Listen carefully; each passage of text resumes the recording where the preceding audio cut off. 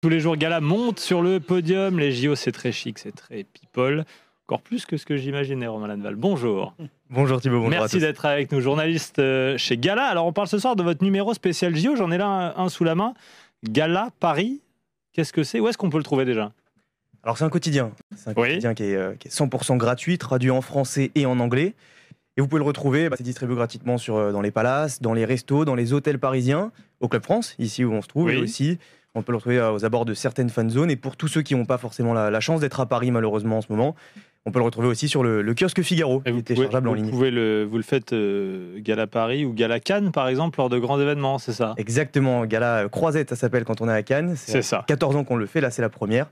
Bon, alors c'est assez intéressant. Et alors, c'est très stylé. Hein. Alors, il y a Florent Manodou. Ici, par exemple, j'ai celui d'hier avec Clarisse Agbenienou, avec des stars qui sont photographiées différemment. C'est-à-dire? Elles sont photographiées différemment, exactement. Elles sont photographiées sous un angle beaucoup plus mode, j'ai envie de dire. Pourquoi? Parce qu'on a voulu montrer que le sport, on peut en parler sous différents angles, en fait, tout simplement. Et on peut le voir tout en haut de la couverture. On parle de champions, mais on parle aussi d'émotions, de célébrités. C'est un city guide. En fait, c'est un magazine sport, mais lifestyle, tout simplement. Et donc, du coup, on a voulu mettre des sportifs qui vont incarner ces JO, mais dans un angle un peu plus mode dans les tenues pour montrer ce côté aussi lifestyle. Parce que le lifestyle et le sport se rejoignent très souvent.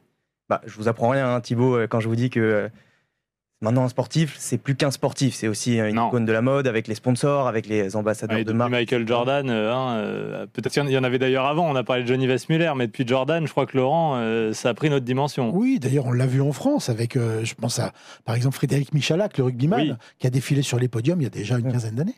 Oui, ça fait longtemps que les sportifs sont plus que des sportifs. Hein. Et donc voilà, c'est des ambassadeurs, et on voit bien que le monde de la mode s'intéresse au monde du sport, et inversement, le monde du sport s'intéresse au monde de la mode. On en parlait dans la première chronique qu'on faisait ici, mais avec la soirée partenaire de LVMH.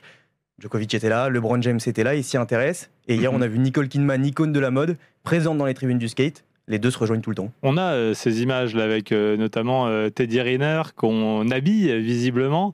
Comment ça se passe ce genre de moment de rendez-vous? Il y en a qui savent faire. J'imagine que Teddy Riner, lui, il a dû faire un paquet de photos. Il y en a d'autres qui doivent poser pour la première fois. Ça doit être toujours très différent. Alors, c'est l'avantage du fait qu'ils soient ambassadeurs, c'est qu'ils posent rarement pour la première fois. C'est quand même des très grands sportifs. On avait un photographe, Hugo Richard, que je remercie, qui était excellent. Il faut jouer en fait sur leurs atouts, ces sportifs. Là, on voit Manodou à l'écran. Manodou, c'est pratiquement 2 mètres. C'est de très gros pectoraux et des abdos c'est une tonne de muscles. Pas besoin de le faire poser, en fait. Tout est dans le regard, tout est dans la gestuelle, dans le charisme déjà de la personne. Ils s'en sortent très très bien. Ouais, c'est des photos qui attirent l'œil. Très honnêtement, paf, je tombe sur Florent Manodou comme ça, je regarde et j'ai envie d'ouvrir.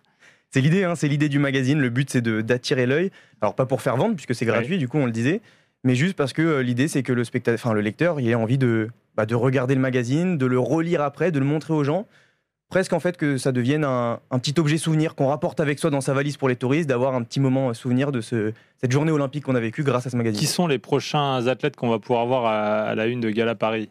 C'est ce qu'on voit en vidéo, justement, depuis tout à l'heure. Il y aura Teddy Riner qu'on va retrouver. Donc, il y avait Florent Manodou les coulisses. Il y aura Teddy Riner qu'on va retrouver. Il entrera en lice le 2 août, donc vous l'aurez ce jour-là. Et puis, les frères Karabatic, ils jouent en ce moment. Alors, on espère qu'ils vont un peu se redresser. C'était un petit peu compliqué, les derniers matchs. Mais ils seront à la couverture de Gala. Et peu importe le résultat, on aura envie de parler d'eux parce que c'est quand même une génération qui nous a fait rêver.